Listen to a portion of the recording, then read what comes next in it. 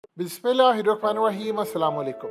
आपकी स्क्रीन पर इस वक्त जो खातून आ रही है ये असल में कराची की मसीहा थी और माफियाज ने सब ने मिलकर इसका कत्ल कर दिया। अब जानते हैं ये कौन थी और उसने जो आज कराची के अंदर सूरत हाल हो रही है, इसने अपने जान पर खेल कर पूरे का पूरा एक प्रोग्राम सेट किया था और कहा था कि अगर आप लोगों ने इस पर अमल ना किया तो वो दिन दूर नहीं है, चंद सालों में अमीर और गरीब तमाम लोग, चाहे कोई खरबपति हो, चाहे कोई भिखारी हो, कोई आम लोग हो या कोई भी हो, वो सब के सब सफर करेंगे और पानी सबके घरों में, बिल्डिंग्स में दाखिल हो जाएगा और आप लोग कराची को तबाह होने से बचा नहीं पाओगे और वो टाइम आ जाएगा कि सारे ऐसा ऐसा कराची छोड़कर जाना शुरू हो जाएंगे। इस खातून का नाम है परवीन रहमान।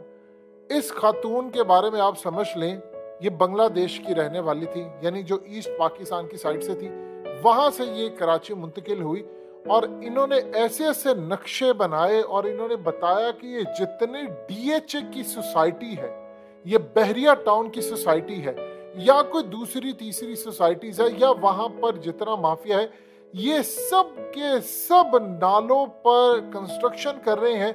और इस खातून के तारीखी अल्फाज थे कि वो टाइम आने वाला है कि सारे अमीर और गरीब कराची के अंदर रहने वाले कानों को हाथ लगाएंगे। मैं वॉर्न कर रही हूँ। अब सूरत हाल ये पैदा हुई कि ये लड़ती रही अपनी जंग, इन्होंने सारा मवाद इकट्ठा कर लिया, ये सुप्रीम कोर्ट जा रही थी और 2013 में इनको कत्ल कर दिया गया।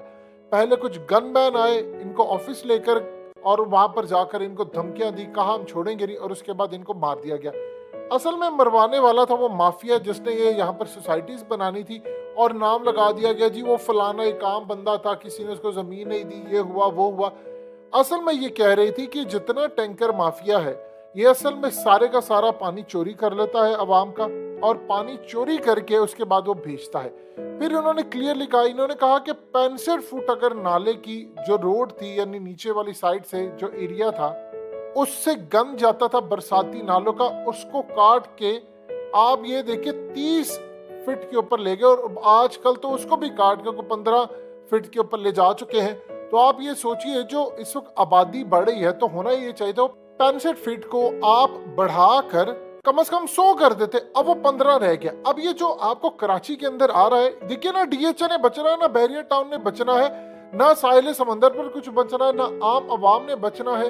अब आप कुछ नहीं कर सकते, अब पानी ने आपको तबाही के दहाने, ये जितना माफिया इसके पीछे ताकतवर लोग होते हैं। अब ये काम कैसे हो रहा था? अब असल में ये चीखती रही, इन्होंने प्रेडिक्शन की थी कि वो टाइम आने वाला है कि आप लोग नहीं बचेंगे, कोई नहीं कराची में बचेगा। अब हुआ यूं है कि कंस्ट्रक्शन जब कराची के ऊपर करना शुरू की इन्होंने, तो इनको धमकियां दी, ये सुप्रीम कोर्ट में पूरा केस ले जाने वाली थी, इनको मार दिया गया। इन्होंने बताया कि पूरी प्लानिंग के साथ यहाँ पर काम होता है, यहाँ पर आपको कंस्ट्रक्शन असल में आपको नजर आती है कि बड़ी अच्छी है, उस कंस्ट्रक्शन में आपकी डिस्ट्रक्शन है। इन्होंने जानवरों को मार दिया, जो समंदर के हयात थे या बहुत सारे थे जानवर, उनको तबाह कर दिया, बर्बाद कर दिया। जब आप अल्लाह की कुदरत को चैलेंज करते हैं तो फिर आप बच नहीं पाते।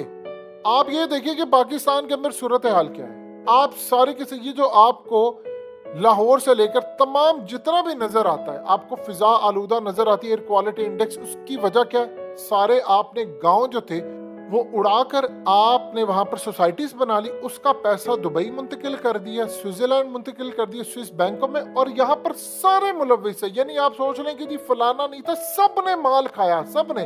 आप ये देख लें कि डीएचए की सूरत हाल क्या है। डीएचए को बनाया गया जिस लैंड के ऊपर, वो कहा गया वो ठीक नहीं थी, लेकिन सबने बना ली। बहरिया टाउन की भी यही सूरत है। यानी सारे का सारा ये चीखती रही कि डीएचए से लेकर ये सारे इलीगल है, ये अवाम का बेड़ा घर करेंगे। आज डीएचए में आप पानी देख ले, बारिश आती है, इतने इतने महंगे घर हैं वहां पर कि आम बंदा वहां घर लेने का सोच नहीं सकता, लेकिन उनके घरों में पानी आ गया। अब अगली सूरत हाल समझ ले कि होने क्या वाला है। देखिए अगली सूरत हाल ये है कि कंस्ट्रक्शन होती जा रही, या तो ये सारी बड़ी बड़ी बिल्डिंग्स गिर जाए, या ये सोसाइटीज पूरी तरह नेस्तो नाबूद हो जाए, या इनको खत्म करके अवाम को पैसे उनके वापस किए जाए, फिर उसके बाद जाकर सारा कुछ निजाम बेहतर किया जाए। अब बताएं कैसी सूरत हाल होगी?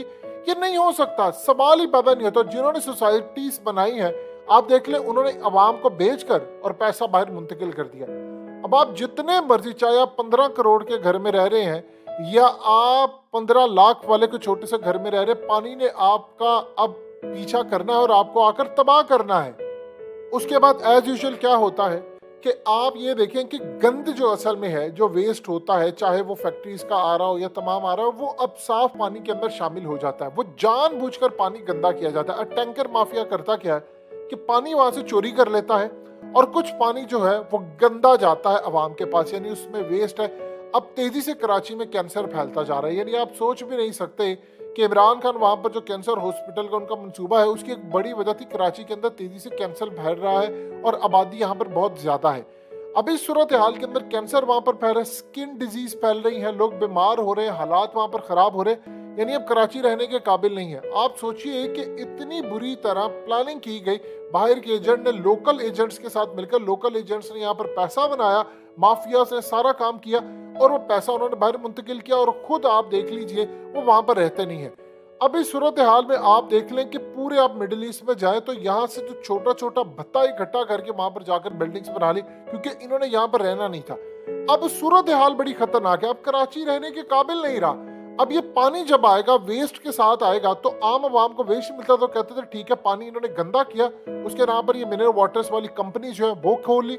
और सबसे बढ़कर टैंकर माफिया आ गया। इसमें एक एक मिनिस्टर से लेकर ऊपर वजीर आजम तक हिस्सा जाता है, वजीर आला तक हिस्सा जाता है। तो लिहाजा सब ने मिलकर कहा, उनकी राह में एक खातून रुकावट थी और वो अवाम को शऊर बेदार पूरी तरह वो कर रही थी। अब अगर वो 6 साल और रहती और अवाम को बताती रहती, आज वो जिंदा होती, तो सारे कहती है बिल्कुल ठीक करे, सुप्रीम कोर्ट नोटिस ले लेता, इनको प्रोग्राम से बुलाया जाता।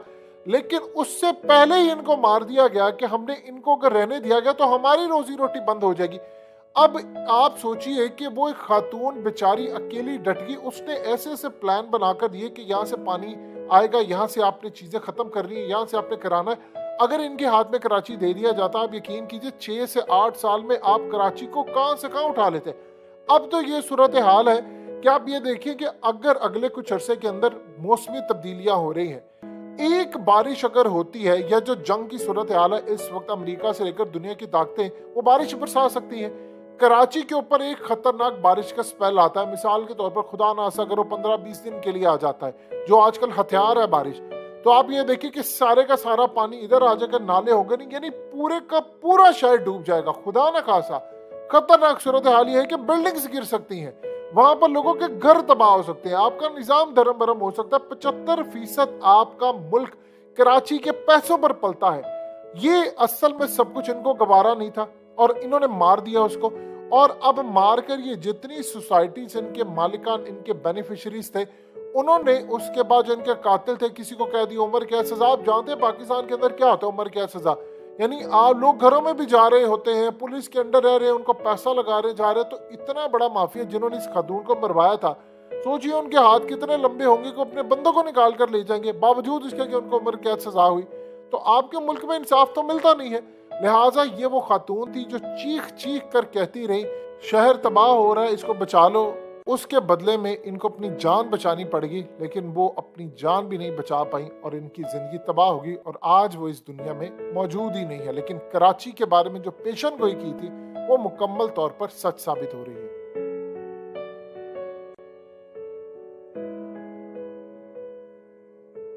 हकीकत टीवी को सब्सक्राइब करना मत भूलें, वीडियो को लाइक करें, शेयर करें और कमेंट सेक्शन में अपनी राय का इजहार जरूर करें।